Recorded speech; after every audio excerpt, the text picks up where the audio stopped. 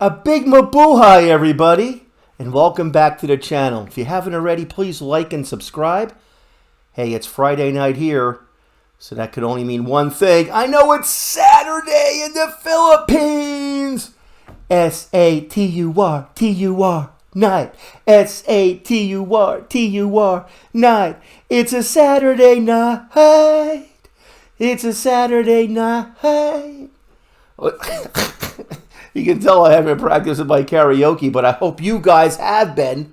I hope it's still allowed, at least inside. You know, you can sing some songs. And I know some of you know that great hit by the Bay City Rollers. And I know everyone's just trying to get through this lockdown, especially in Manila and some other places in Luzon, especially central Luzon. And, you know, I was a history teacher, for 20 years. And I was also a history major at a very famous U.S. university. And in times of trouble, I always pray, number one. And number two, I always look back at great leaders. And my wife has been telling me for, as long as I've been married, take a look at Jose Rizal. You're a history guy. Read about him. And I've been like, okay. And, I never really heard of Jose Rizal until I went to the Philippines. I mean, I was a history major. I was actually a great student and a great teacher. But I never really heard of this guy. And, of course, I went past the monument. And I went through some museums to talk about the Philippine independence movement. But I really didn't know too much about him. And I was thinking, what can I cover today? What kind of inspiration can I give, especially to Central Luzon? And, I just looked up his name, and I was blown away. I was like, why didn't I hear about this guy before? And, of course, my wife said, I told you about him. And I went, well, okay. It always goes to show you. Listen to your wife. So, I just went through this and I went, wow. I mean, this guy was like an engineer. He was a doctor. He was a writer. He was a poet. He was a sculptor. He was a painter and a revolutionary leader. I'm like, this guy is amazing. I mean, some of the only, the greatest leaders I can think of in the U.S., we think of Thomas Jefferson, George Washington, Benjamin Franklin. That is something like Benjamin Franklin almost. And Benjamin Franklin wasn't even a doctor.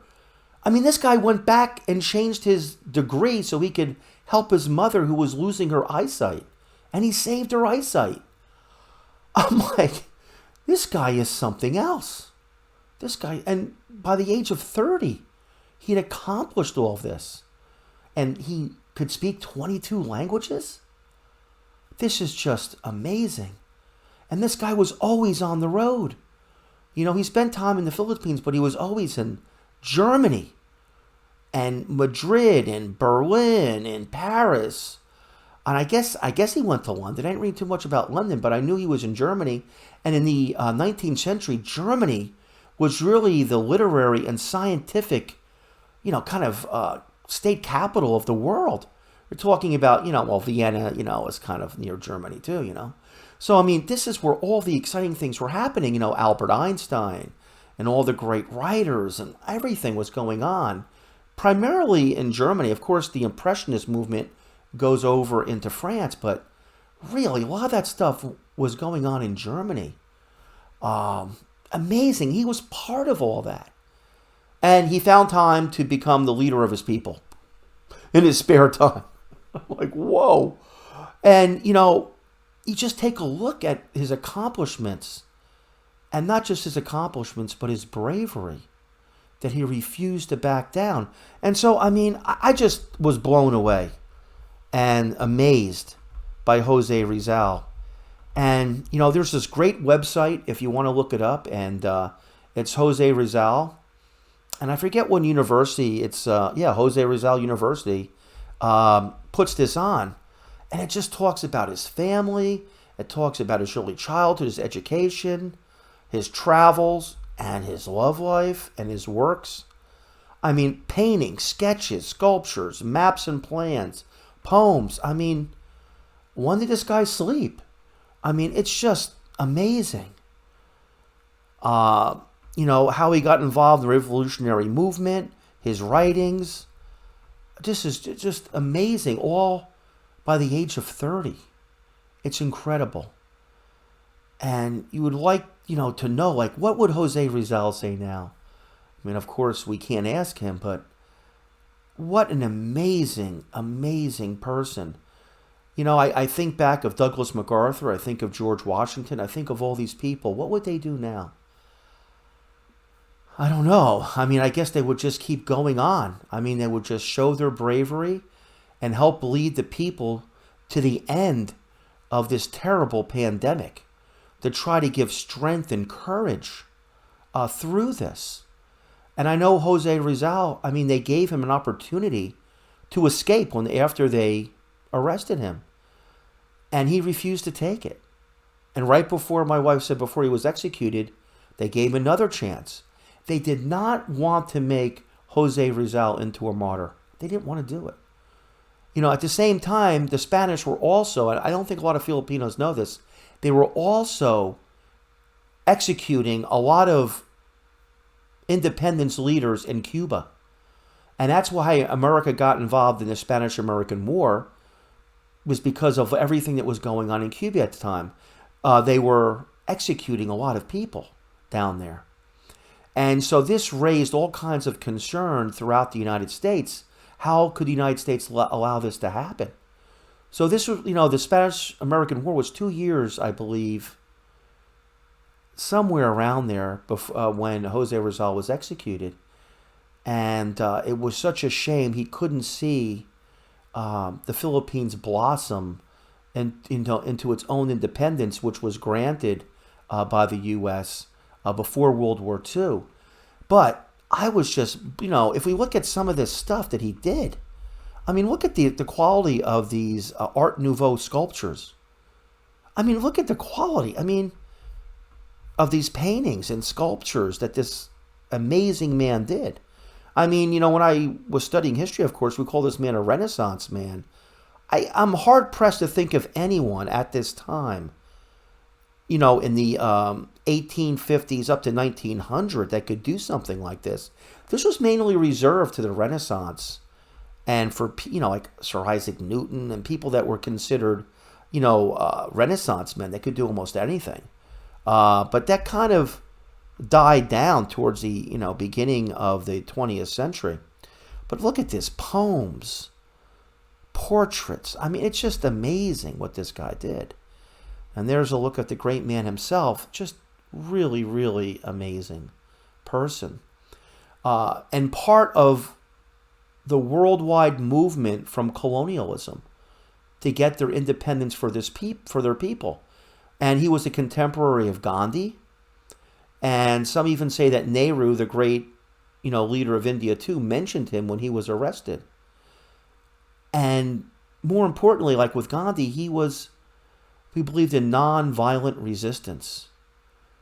And it's a shame that these two great men, Gandhi and Rizal, could not have met each other and perhaps made the world an even better place working together. It would have been amazing. Unfortunately, that wasn't to come to pass. And all we're left with, of course, are his writings, which are great and everything that I think we really need to respect and read. And I plan on reading this. I mean, if you go on Amazon, his most famous novel, Touch Me Not, it's translated for those that, I don't even know what original language it's in. Is it French? I don't even know. But it's only 99 cents for the Kindle version. So for everyone that's out there in the U.S. or the Philippines that hasn't read this, I heard, in the Philippines, you have to read this in high school. But for a lot of Filipinos in the U.S. or never had time to, it's only 99 cents. It's amazing. So I plan on reading this. And this is, the book that really set him on a collision course with destiny. This is what really inspired many people. And what's amazing, and this goes out throughout history, is they always go for the artists, for the teachers, for the people that inspire ideas. But you can't kill an idea. You can't kill the idea of freedom.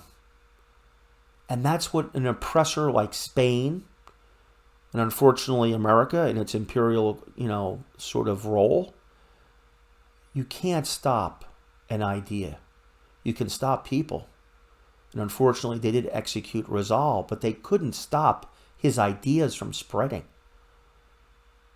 Just like the Roman Empire could not stop Christ.